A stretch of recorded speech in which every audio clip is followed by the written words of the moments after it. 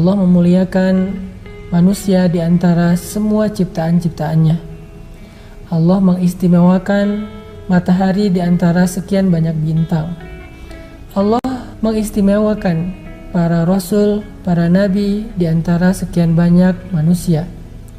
Allah mengistimewakan Jibril alaihissalam di antara sekian banyak malaikat. Allah mengistimewakan hari Jumat di antara hari-hari dalam satu pekan.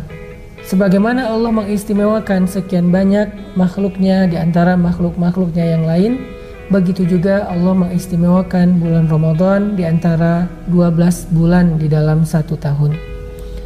Seolah-olah kedudukan Ramadan ini, kata ulama, seperti kedudukan matahari di antara sekian banyak bintang, yang cahayanya lebih terang, yang manfaatnya lebih besar, dan ketika dia muncul, maka bintang-bintang akan raib dan tidak terlihat.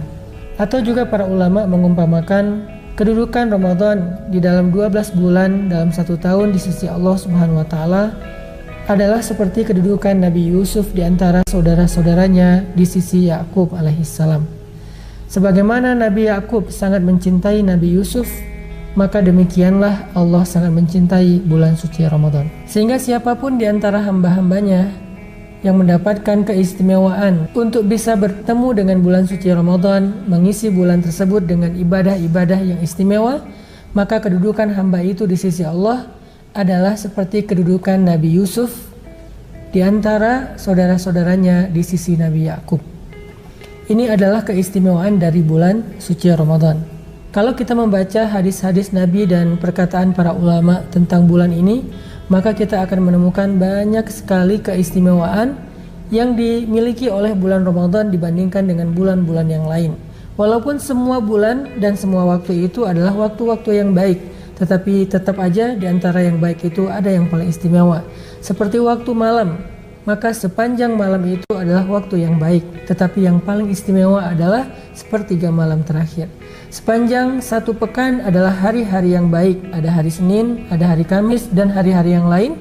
Tetapi Sayyidul Ayyam, pemimpinnya para hari, adalah hari Jumat.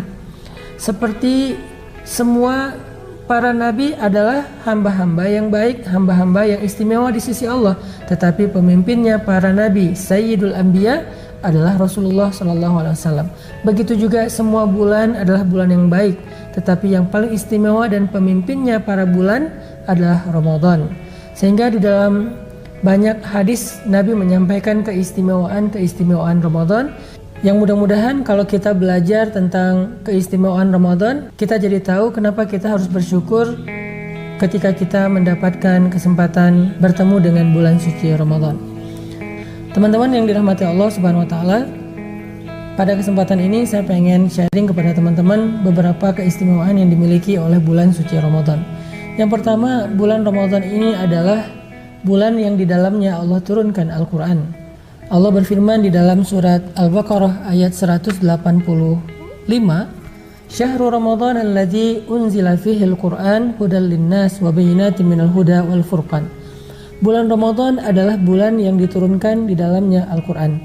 Kalau kita membaca riwayat yang disampaikan oleh Wasilah bin Al-Asqa radhiyallahu an, bahwa Nabi SAW mengatakan suhufnya Nabi Ibrahim alaihissalam turun pada awal bulan Ramadan, sedangkan kitab Taurat turun pada hari ke-6 dari bulan Ramadan, dan kitab Injil turun pada hari ke-13 dari bulan suci Ramadan. Begitu juga dengan Al-Quran. Menurut riwayat ini Allah menurunkan Al-Quran pada tanggal 24 Ramadan. Ini menunjukkan bahwa bukan hanya Al-Quran, tetapi juga kitab-kitab yang lain di antara kitab-kitab para Rasul, baik itu Suhuf Ibrahim maupun Taurat maupun Injil, semuanya diturunkan pada bulan Ramadan. Ini menunjukkan bahwa bulan Ramadan adalah bulan yang Allah pilih dari 12 bulan, sehingga di dalam bulan itu Allah turunkan kemuliaan-kemuliaan berupa ayat-ayatnya, kalam-kalamnya, firman-firmannya. Sehingga siapapun yang memahami tentang keistimewaan ini, maka dia akan mengisi Ramadannya dengan Al-Quran. Dia akan mengisi Ramadannya dengan tilawah, dengan murattal, yang kita kenal dengan istilah tadarusan. Kemudian yang kedua, Ramadan adalah bulan yang Allah pilih untuk Allah wajibkan di dalamnya salah satu di antara rukun Islam, yaitu ibadah puasa.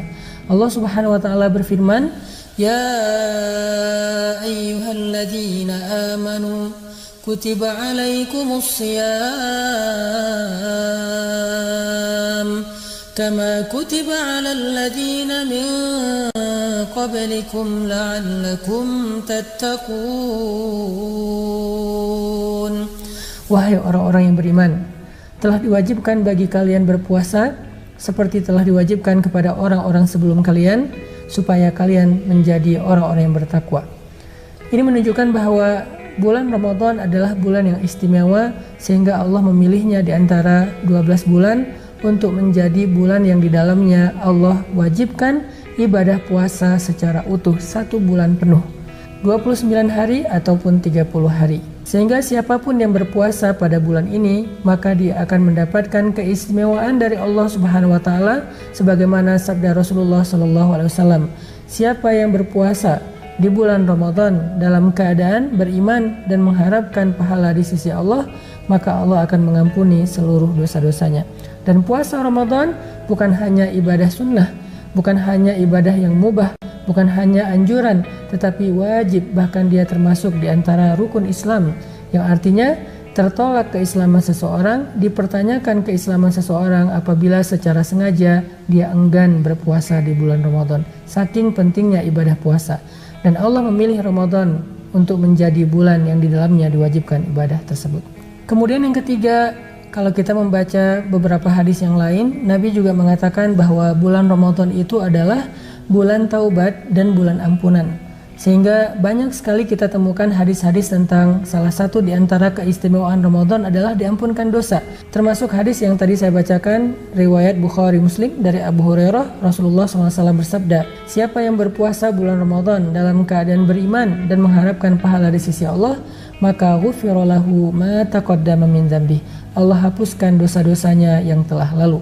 Kemudian dari Abu Hurairah juga disebutkan Rasulullah SAW bersabda, sholat 5 waktu, kemudian antara Jumat dengan Jumat, antara Ramadan dengan Ramadan, ada mukaffaratun ma bainahun, ada penggugur dosa di antara keduanya. Jadi antara satu Ramadan dengan Ramadan yang lain dalam 1 tahun, mukaffaratun bainahun, ada penggugur dosa di antaranya kalau orang itu meninggalkan dosa-dosa yang besar. Artinya dosa-dosa kecil kita menumpuk dalam setahun, dan itu kalau dikumpulkan menjadi dosa yang sangat besar, mungkin lebih besar daripada gunung Uhud, mungkin lebih besar daripada bumi dan seisinya, sehingga Allah Subhanahu wa taala akan menggugurkan semua dosa itu antara satu Ramadan dengan Ramadan yang lain jika kita berpuasa. Hadis yang diriwayatkan oleh Imam Muslim. Dalam riwayat yang lain juga disebutkan oleh Huzaifah ibn Yaman radhiyallahu an, sahabat Nabi, bahwa Nabi SAW mengatakan dosa seorang laki-laki itu bisa terjadi dalam urusan keluarganya, dalam urusan hartanya, dalam urusan tetangganya, dan penggugurnya adalah sholat, puasa, dan sedekah. Hadis riwayat Bukhari Muslim. Artinya kita sering melakukan dosa dalam 3 hal. Kita kadang-kadang sering melakukan dosa dalam urusan keluarga, tidak mencukupkan nafkah bagi keluarga kita, tidak berakhlak baik kepada keluarga kita. Mungkin kita pernah menzalimi atau menyakiti keluarga kita, baik itu orang tua, ataupun pasangan, ataupun anaknya, ataupun saudaranya. Kita juga punya banyak dosa tentunya dalam bekerja, dalam mencari rezeki yang halal, kadang-kadang bercampur dengan yang syubhat, dengan yang haram.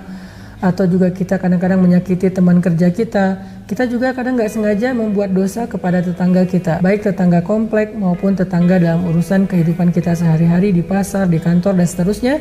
Dan penggugur dari dosa-dosa itu semuanya adalah sholat, puasa, dan sedekah.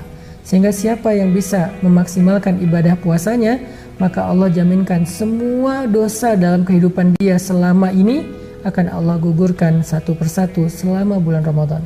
Ada yang lebih menarik lagi, bahwa Nabi SAW mengatakan setiap malam-malam Ramadan Allah memerdekakan manusia dari api neraka. Dan kita berharap di antara sekian banyak malam Ramadan itu ada satu malam yang Allah menyebutkan nama kita termasuk utaqo, termasuk orang-orang yang terbebas dari api neraka, karena dihapuskan semua dosa-dosanya. Dalam riwayat yang lain Nabi mengatakan bukan hanya malam hari, tetapi setiap waktu berbuka Allah memerdekakan hamba-hambanya dari api neraka. Sehingga kita berharap pada satu sore, pada satu waktu maghrib, ketika kita